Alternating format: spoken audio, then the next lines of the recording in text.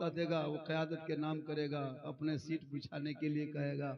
लेकिन मेरे दोस्त अपने वक्त को बर्बाद ना करना, वरना एक दिन अगर मिस्टेक करोगे तो 5 साल बर्बाद हो जाओगे।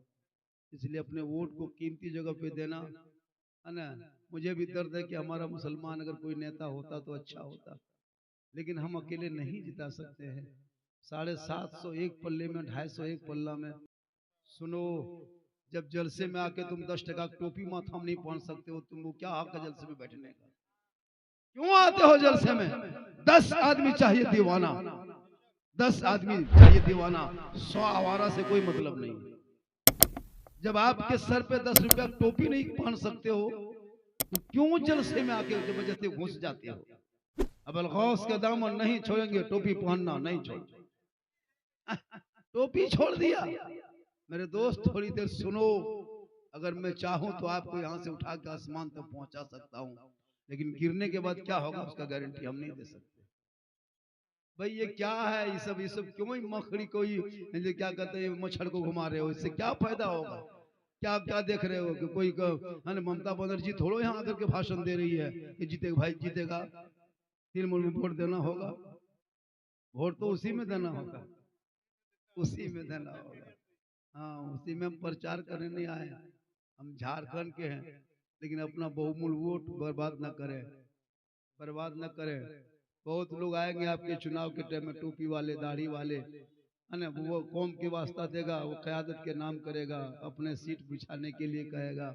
लेकिन मेरे दोस्त अपने वक्त को बर्बाद न करना, वरना एक दिन अगर मिस्टेक करोगे तो 5 साल बर्बाद हो जाओगे। इसलिए अपने वोट को कीमती जगह पे देना, है ना। मुझे भी दर्द है कि हमारा मुसलमान अगर कोई नेता होता तो अच्छा होता, लेकिन हम अकेले नहीं जिता सकते हैं। 750 एक पल्ले में, 250 एक पल्ला में। लेकिन 750 का 250 को चढ़ा देंगे तो 1 किलो होके वो कीमती हो जाता है, और उसको कीमती बनाने वाले हम ही होते हैं। पूरे हिंदुस्तान में मुसलमान के बगैर कोई सरकार बना नहीं सकती, इसको याद रखना। जिधर हम जाएंगे सरकार उधर बनेगी। पढ़ोगे इतिहास तब न माबू, कभी पन्ना पलटो, राजनीति में भी आओ। सब लड़का लोग राजनीति में जुट जाओ, सब राजनीति में जुटो, ऑफिस में जाके बैठो, नारा लगाओ, आगे पीछे घूमो, मंत्री नेता आगे पीछे रहोगे, वक्त पे काम आएगा। कुछ नहीं हो, खाली गेम खेलो, लूडो खेलो, चिलम खींचो, भांग खाओ, शराब पियो, इधर उधर खाली फोन करो, हाँ गुड नाइट, गुड गुड। इसी में तुम्हारी बीमारी देख देख रहा है किस कदर बोलने देगा ये लोग। अगर 2-4 जुमला बोलेंगे भी तो इतना चिल्लाता है। मेरे दोस्तों, अगर हाथ में ताली मारना है तो जलसे से उठ के ट्रेन में चढ़ जाओ, पैसा भी होगा। ताली मारने वाले जमीन पे नहीं, ट्रेन पे चलता है। तुम लोग तो ताली बजाना है तो अपने आप को पहचानो कि हम ताली वाले हैं या किधर वाले हैं। तुमको अभी भी शक है अपनी मर्दांगी पे क्या? मेरे दोस्त, मर्द बनो मर्द, और वो भी मर्द बनो, मर्द मुजाहिद बनो। पूरा मजमा हाथों को उठा के कहें या रसूल अल्लाह, या अल्लाह। जितने लोगों ने इस जलसे में बैठ के हाथों को उठाया है, हाथ उठाने वालों को मक्के मदीने के मुसाफिर बना। थोड़ी देर सुनो, आज बहुत कीमती बात हम करने जा रहे हैं। आज हम सीरियसली बोल देंगे, क्योंकि मुझको बहुत तकलीफ हो रही है इस कौम के बेटों को देखने के बाद, बहुत तकलीफ होने लगी। मेरे दोस्त, मेरी पूरी तकरीर में लतीफ़ा नहीं होता है, ना मैं कॉमेडी की तकरीर होती है, लोग छोटी छोटी वीडियो को काट के वायरल करता है।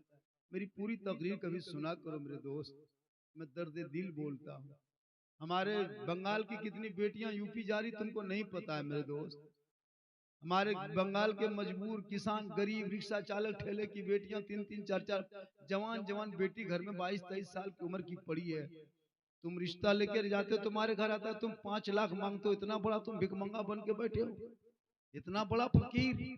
अगर तुमको भीख ही मांगना है तो बेटी बाप से मत मांगो मेरे दोस्त, रमजान में ज़कात फितरा मांग लेना, लेकिन बेटी बाप से मत मांगो।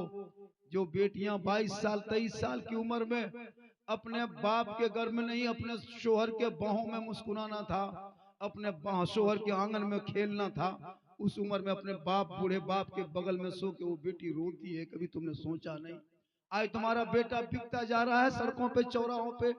तुम्हारी बेटियां गैरों से इश्क लड़ाने पे मजबूर, कॉलेज जा रही तो गैरों से इश्क, आज हमारी कौम की बेटियां गैर लड़कों से निकल निकल के घर छोड़ के जा रही है। 22-25 साल की उम्र में अपनी जवानी पे काबू ना कर सके, तूने दीन बेटियों को नहीं पढ़ाया।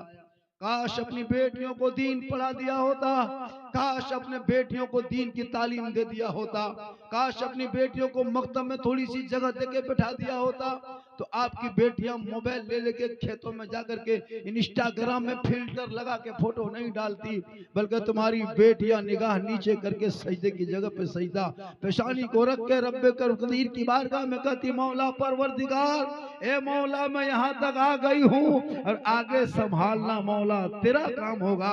लेकिन तूने कभी सोचा नहीं, जलसे में आए हो घूम के चक्कर लगाया, जलसे में आया 2-4 बातें हंसा खेला चल के चला गया। मेरे दोस्त, जलसा हंसने की जगह नहीं, जलसा खेलने की जगह नहीं, जलसा घूमने की जगह नहीं, जलसे में मूड फ्रेश करने की जगह नहीं, दिल में जगह दो। ये उलमा किराम इतनी मेहनत कर रहे हैं, क्यों? इसको क्या जरूरत थी कि 6-8 हजार में तुम्हारे गांव में रह करके इमामत करे? इसे क्या जरूरत थी कि आपके बच्चों को सही रास्ते पे चलाए? इनको क्या जरूरत थी कि आपकी बेटियों को कनीज़े फातिमा बनाए?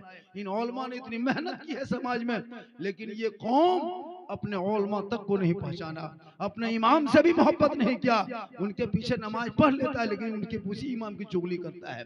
इमाम 12 साल इमामत कर ले मोहल्ले में, और अगर 2-4 दिन अगर उसके बच्चे बीमार हो जाए और इमाम अगर घर चले जाए, तो यही ना जाहिर सदर सेक्रेटरी इमाम को कहता, मौलाना आप रुक जाइए, 2-4 दिन हो गया, दूसरा इमाम रख लेंगे। आपने इमाम को कभी पूछा नहीं कि आप रहे क्यों 4 दिन? उनका बेटा हॉस्पिटल में, कभी तू पूछने नहीं गया। उनकी बेटी बीमार है, कभी देखने नहीं गया।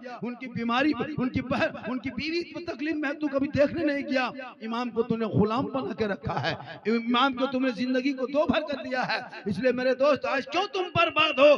30 करोड़ भारत में रहने के बाद भी एक झोला छाप नेता गेरुआधारी पहन के तुम्हारे इस्लाम को दिन रात टारगेट किया जाता है। कभी तुम्हारे कुरान के खिलाफ बोल रहा है, तुम्हारे अजान को रोकने की बात कर रहा है, तुम्हारे नमाजों को रोकने की बात हो रही है, तुम्हारे बच्चों को सड़कों पे गाय के नाम पे, जानवर के नाम पे, पीट पीट के को हत्या के नाम पे डेली मारा जा रहा है। तुम्हारे बेटों का आधार कार्ड चेक किया जा रहा है। अगर कोई फेरी करने आए, बांग्ला बोले तो बांग्लादेशी कह के उसे पीट पीट के मारा जा रहा है। घर से निकले तो बेटे को जेल में डाल दिया जा रहा है। बेटियां कॉलेज जाए तो नौजवान निकाब नोच ले रहा है। तुम्हारे मस्जिदों को टारगेट किया जा रहा है, तुम्हारे मदरसों का आतंकवाद का अड्डा बता बता के ताला लगाया जा रहा है। तुम्हारे अजान पे सवाल उठ रहा है। नमाज के लिए कहीं अगर तुमने चटाई डाल दिया, तुमको लात मार के भगाया जा रहा है। क्यों आजाद भारत में ये दिन देखने को मिल रहा है? आखिर इस देश में मुसलमानों का कितना हक है तुझे नहीं पता।